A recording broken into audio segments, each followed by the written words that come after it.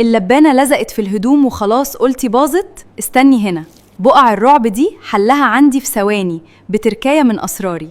القهوة وقعت عليا الهدوم والمود باظ، رشة خل أبيض مع رشة ملح وفركيها فوراً وهترجع فلة كأن مفيش حاجة حصلت. أما بقع الدهون العنيدة، نقطة بريل ورشة بودرة تلج وفرشة قديمة هتقضي عليها. سيف وفولو عشان يوصلك باقي أسرار البيت الكبير. من اللف ورا الكركبة كل يوم، حاسة إن بيتك مش بينضف أبداً؟ تعالي أقولك على تريكات سحرية هتخلي بيتك نظيف طول الوقت وبأقل مجهود. أولاً، قاعدة الدقيقة الواحدة. أي حاجة هتاخد منك أقل من دقيقة اعمليها فوراً. اغسلي الكوباية، رجعي الريموت مكانه، علقي الجاكيت. ثانياً، الأسطح الفاضية. الرخام والترابيزات هم عنوان النظافة. خصصي باسكت الشياكة للم الكركبة المؤقتة وخلي الأسطح دايماً فاضية. ثالثاً، حوض المطبخ خط أحمر. مهما كنتي كسلانة بالليل، لمعي الحوض وسيبيه فاضي، هتصحي الصبح بنفسية تانية خالص.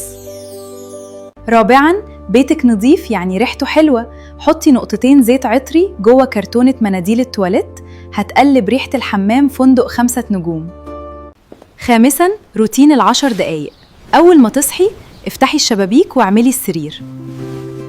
السرير المتظبط بيدي إيحاء إن الأوضة كلها نطفت. سادساً، استغلي وقت اللاشيء. وانتي بتغسلي سنانك، مسحة سريعة للمراية.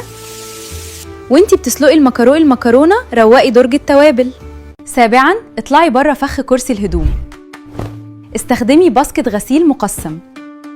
الهدوم هتروح لمكانها فوراً وتوفر وقت الغسيل. التركات دي مش هتاخد منك وقت، بس هتحافظ على بيت الجنة طول الأسبوع. جربيها وادعيلي. لو عجبك الفيديو سيفيه عندك وقوليلي في الكومنتات ايه أكتر ترك عجبك. فيديو بعمله إلا وبتسألوني بتعملي شعرك ازاي. خلاص السر ما بقاش سر، ورقة وقلم واكتبي معايا يا ست الكل. كود السحر لشعر كيرلي مفيش فيه غلطة. أول تركة، ممنوع مية سخنة تلمسه. تاني تركة، الليفن بيتحط والشعر مبلول مية بتنقط، واكبسي خصلاتك لفوق مش لتحت عشان تحددي الكيرلز صح. تالت تركة، انسي الفوطة العادية، المايكرو فايبر او تيشرت قطن هو الصديق الصدوق. جربيها وادعيلي واكتبيلي في الكومنتات نوع شعرك ايه عشان اقولك الروتين لو فاكرة ان المناديل في المطبخ علشان تمسحي بيها وبس، فانتي فايتك كنز حقيقي. ال10 ثواني الجايين هيغيروا طريقتك في المطبخ تماما. الرطوبة عدو الخضار. حطي منديل في علبة حفظ الخضار، هيمتص الرطوبة وهيخليه طازة لأسبوعين قدام. السكر البني أو التوابل متحجرة، منديل مبلل صغير جوه البرطمان هيرجعه ناعم وفريش في ثواني. عاوزة تسلقي بيض بسرعة وبأقل نقطة مية، لفي البيض بمنديل مبلل بالكامل واكتشفي السحر.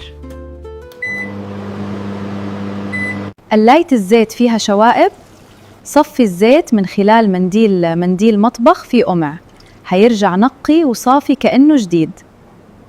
طاسات الزهر غالية وبتصدي، بعد ما تغسليها امسحيها بنقطة زيت وحطي منديل جواها يمنع الرطوبة والصدى تماما. ضيوف جم فجأة والعصير مش ساقع، لفي الزجاجة بمنديل مبلل وحطيها في الفريزر 10 دقايق وهتبقى تلج. بلانشة التقطيع بتتزحلق وتضايقك، حطي تحتها منديل مبلل، هتثبت في مكانها ومستحيل تتحرك. المناديل مش مجرد ورق، دي المساعد الذكي ليكي في المطبخ. قوليلي في التعليقات ايه اكتر حيلة عجبتك، واعملي فولو للحيل الجاية. تنضفي الازاز يطبع ويرجع اسوأ؟ جربتي كل المنظفات الغالية ومفيش فايدة؟ من كتر ما طلبتوا مني السر في التعليقات جبتلكوا النهاردة خلطة مطبخ هترجع زجاج بيتك مراية. الخلطة السحرية بسيطة جدا، نص كوباية خل أبيض مع كوباية مية دافية، والسر كله في نقطتين بس من سائل غسيل الأطباق. رجي البخاخ كويس وكده معاكي أقوى ملمع في العالم.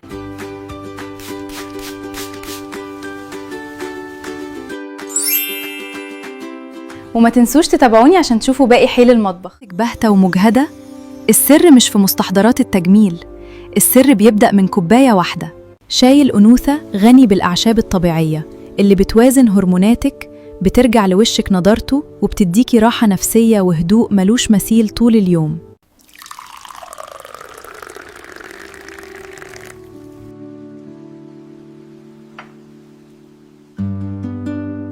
الفيليه بيتنسل من أول لبسة وبتترمي فلوسك في الأرض؟ انسى الإحباط ده.